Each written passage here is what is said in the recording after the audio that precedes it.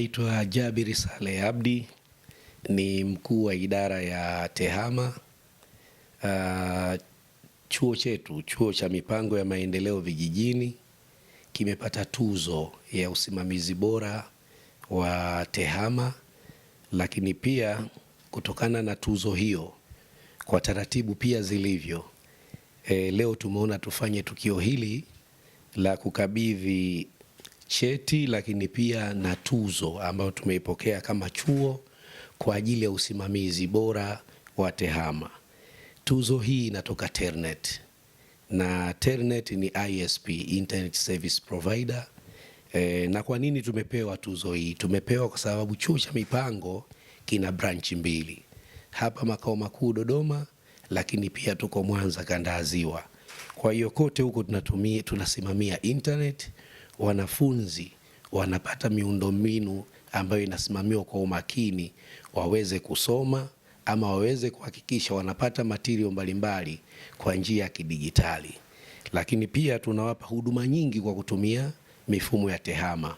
Kwa hiyo usimamizi bora wa internet unawawezesha wanafunzi kusoma, lakini na sisi pia katika kuwahudumia.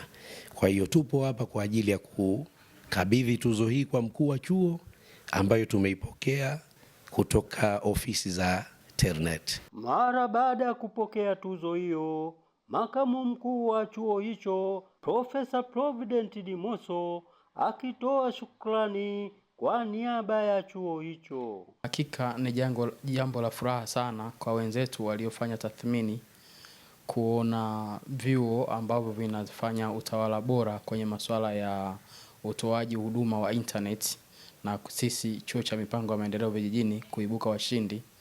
Na kimsingi sio jambo ambalo limetushangaza sana, pamoja na kwamba tumefurahia. Hali kutushangaza kutokana na uwekezaji wetu kwenye masuala ya miundombinu na utoaji huduma wa internet. Labda moja kwa moja nianze kutoa shukrani kwa serikali ya Jamhuri ya Muungano wa Tanzania kwa namna ambavyo imetuwezesha kuweza kupata miundombinu ya kutoa huduma ya internet hapa chuoni.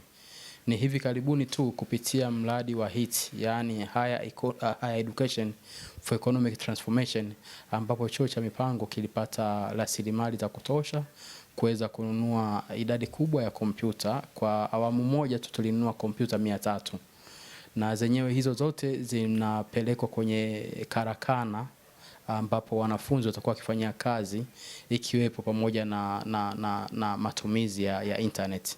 Lakini chuo pia kupitia pesa zake za ndani, vyanzo vya ndani, kimekuwa kila mwaka kikiwekeza pesa kwenye masuala ya kompyuta na internet.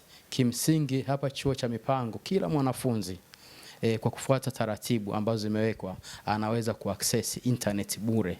Na kwa dunia ya leo unapozungumzia taaluma, ni lazima sana utumie TEHAMA. Ni lazima sana ufanye wanaita digital transformation, ambapo masomo, mitihani na mazoezi mbalimbali yanafanyika kupitia kompyuta na kwa uwezeshwaji wa internet. Sasa kwa uwekezaji huu mkubwa kwenye masuala ya kompyuta, kwenye masuala ya TEHAMA kwa ujumla na huduma ya internet, sio ajabu kwa chuo cha mipango kuibuka mshindi katika eneo hilo. Na kimsingi watumishi wa chuo cha mipango wakiwepo walimu, wanafunzi wanaifurahia sana hii huduma. Kupitia internet wanafunzi wanaweza wakadownload machapisho mbalimbali, wakadownload vitabu, wakadownload maswali, lakini vile vile wakajifunza kupitia YouTube yale mambo ya experiments na vitu kama hivyo. Kwa hiyo wanafunzi wetu sasa hivi wanajifunza vizuri sana, na elimu imefanywa iwe rahisi kuifikia kwa kutumia digital transformation, ambapo internet ni kiwezeshaji kikubwa sana kwenye kupata hiyo digital transformation kwenye taaluma. Nitumie pia fursa hii kuwakaribisha wanafunzi kuja kujiunga na chuo cha mipango, kwa sababu katika moja kati ya kozi ambazo tunatoa hapa chuoni ni kozi ya masuala ya teknolojia ya habari, ikiwepo masuala ya kompyuta na IT. Karibuni sana kujiunga na chuo cha mipango kwenye eneo hili. Asante sana. Aliyewaletea tukio hili kutoka hapa katika chuo cha mipango ya maendeleo vijijini jijini Dodoma ni mimi Richard Mwekenda wa Kamanda wa Matukio Online TV.